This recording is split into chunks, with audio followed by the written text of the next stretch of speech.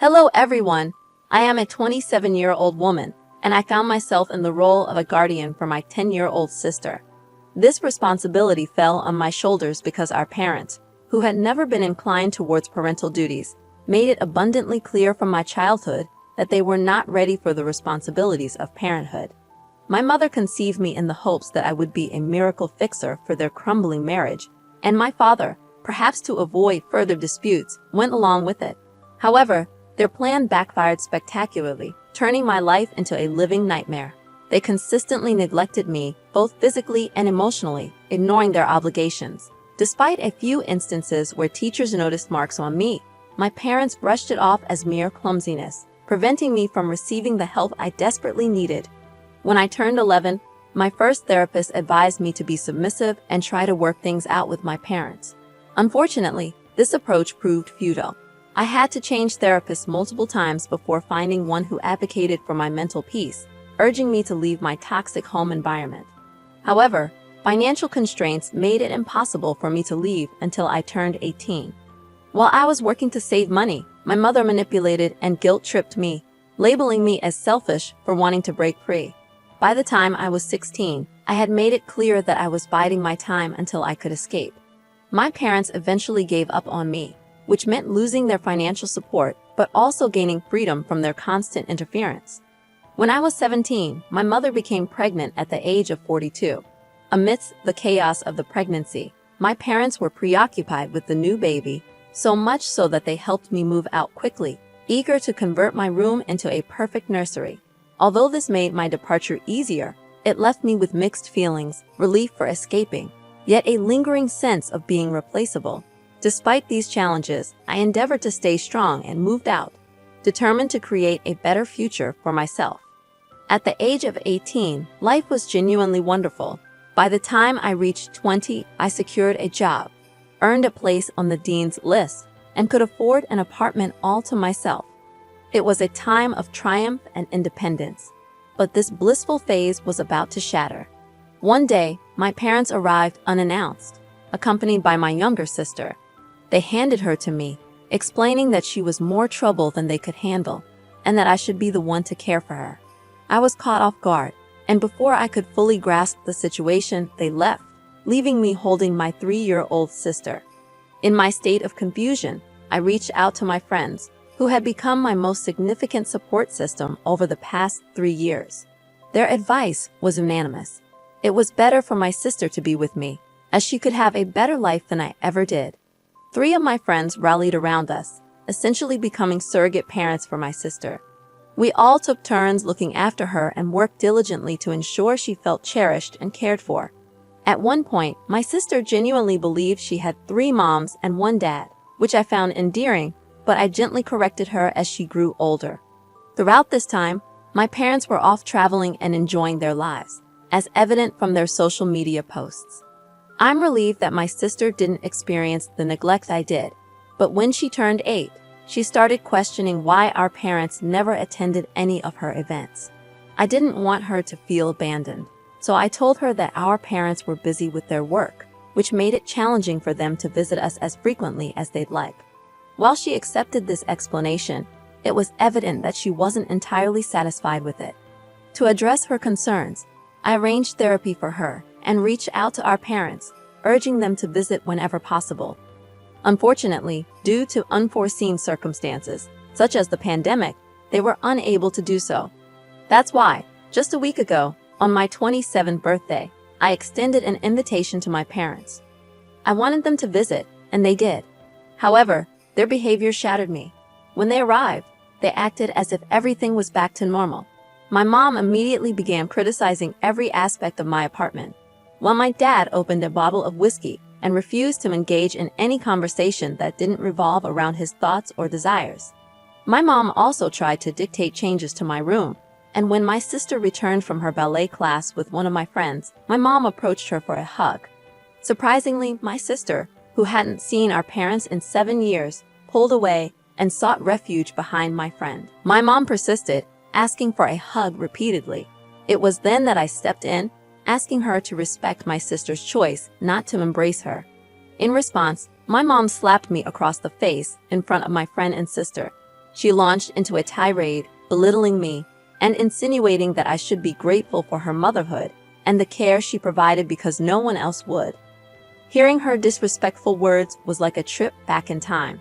I looked at my horrified sister, shielded by my friend, and I knew I had to stand up for myself. I informed my mom that she could leave if she couldn't respect my house rules, especially the one about respecting my sister's wishes. She scoffed and refused. I gave her 30 minutes to leave with her belongings, warning her that I would call the police if she didn't comply, especially given that everyone had witnessed her slapping me. She dared me to do it, so I did just that. I called the cops. The situation wasn't pleasant. My mom and dad both called me names, but my friends, sister, and others present thought I did the right thing. I'm torn between not wanting to be an a-hole and standing up for myself and the people I care about. I truly appreciate the overwhelming support from you all. I didn't mention it in my previous update, but I pressed charges against my mom for slapping me. The mark of her hand was visible on my cheek, and my friend and sister confirmed to the police that she had indeed slapped me. As a result, she will be taken to court, and we hope to resolve everything there.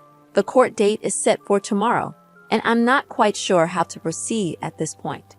I never imagined I'd find myself in the position of having to document my mother's actions, but that's the reality I'm facing now. Hello, everyone.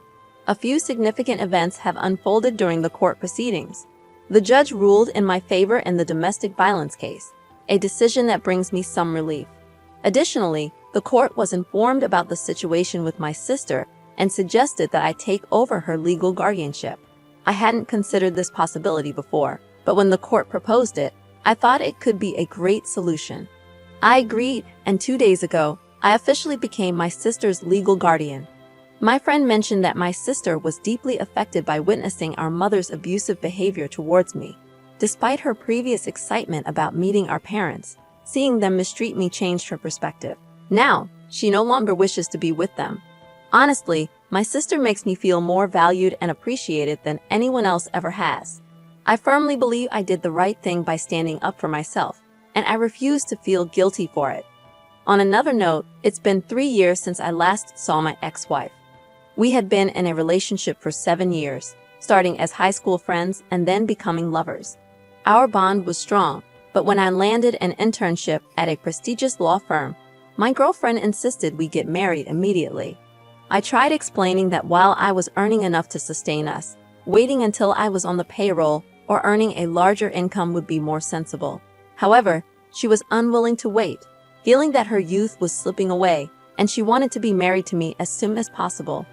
I had a hunch that one of the primary reasons she wanted to get married was the social pressure surrounding us. Her friends and cousins were vocal about their disapproval of our decision to delay marriage. Eventually, I relented, believing that with a bit more effort, I could strike a balance. This way, I could make her happy while also securing a financially stable future. So we got married when I was just shy of 28. My wife was overjoyed that we were finally married, and she no longer doubted my affection for her, having finally put a ring on it. Our wedding was quite extravagant, and my wife didn't want to compromise on any of her plans. She also limited our parents' financial contributions to a certain amount, with 60% of the costs covered by us and the remaining 40% by our parents. Within the portion we paid for, I covered about 75% of it. Understandably, it would take some time for my finances to recover from this significant expenditure, and I estimated it would take around 5 years. However, I had faith in my ability to do so. Fortunately, about 2 months after the wedding, I received a remarkable job opportunity. It required me to relocate out of state for 6 to 9 months, but it promised a substantial increase in income, around 300 times my current salary. I was ecstatic about the prospect, shared the news with my wife, and received her enthusiastic approval. One of the things I cherished most in our relationship was our mutual desire to see each other succeed in our respective fields. Her encouragement was both expected and deeply appreciated. During the first 2 months of my new job, I received frequent calls, some of which I couldn't answer due to my busy schedule and time zone differences. This occasionally led to arguments, as my partner felt I wasn't focusing enough on our relationship. However, I tried my best to make her feel loved and appreciated. doing everything I could from my new location, including making regular phone calls. I made every effort to call her whenever I could, and on the occasions I couldn't, I tried my best to compensate for it later. Our relationship improved slightly during this period, but it was short-lived. By the 4th month of my absence, my wife's interest in calling dwindled. She claimed to have found hobbies that kept her occupied and tired, leading to fewer conversations. I trusted her explanation at the time, unaware that her hobbies involved other men. But we'll get to that shortly. Upon completing my work, it was our first anniversary. Eager to surprise her, I returned home, hoping to find my wife overjoyed at my return. Instead, I walked in on her being intimate with 2 men in our bed. As they were engrossed in their activities, they didn't notice me standing in the doorway. In that moment, I realized I no longer wanted to share a home with her. I called my boss, who appreciated my work and offered me another 9-month contract. I left the house without explaining much to her. Strangely, when she asked if I was coming back, she seemed almost relieved. I couldn't comprehend her reaction. I dealt with the betrayal and the pain on my own until the 3rd month of my new contract. By then, we had been living separately for over 6 months. I filed for divorce, and she surprisingly signed the papers without much resistance. She moved out soon after, and I decided to continue with my traveling work. Fast forward 3 years, and I'm back in my city. I achieved the financial goal I set for myself, but I realized constant travel wasn't for me. I discovered my ex-wife had moved on and married another lawyer from a rival firm, supposedly because he earned more than I did and because I was allegedly emotionally abusive. I understood the financial aspect, but I couldn't fathom the accusation of emotional abuse. I felt hurt, yet I tried not to let it consume me. She hadn't spoken to me for years, even when we encountered each other at the courthouse for the last time. However, fate intervened when one of my clients sought my representation during his divorce. He believed the division of assets was unfair, and upon researching the case, I discovered he was right. Additionally, my ex-wife's new partner was representing the client's wife, creating a conflict of interest. As I delved into the evidence and conducted research, I received a call from a familiar number. It was my ex-wife. She was hysterical, explaining that she had discovered her husband's infidelity with a client. An improper relationship between a lawyer and a client could lead to the lawyer's disbarment. I asked her why she thought I could help her in this situation. She claimed she knew I wasn't in the States, a blatant lie, and suggested that due to my influential parents, I might be able to prevent her partner from getting disbarred. This was the same woman who had treated me as if I were invisible, someone who had disregarded me entirely. Suddenly, she wanted my help with something so crucial. I found her request dubious, to say the least. Anticipating a legal battle against him, I hired a private investigator to verify my ex-wife's claims. What I discovered was even juicier. He was not only cheating on my ex-wife, but with my client's soon-to-be ex-wife. It was too significant to ignore, so I took action. I presented a better settlement to the court, revealing the lawyer-client affair. I informed the Bar Association about their inappropriate relationship, using my boss as a reference. I shared this situation with my friends, and most of them thought I was wrong for reporting his misconduct. They accused me of meddling when I should have minded my own business. I'm curious if you all share their perspective. Do you believe I'm in the wrong?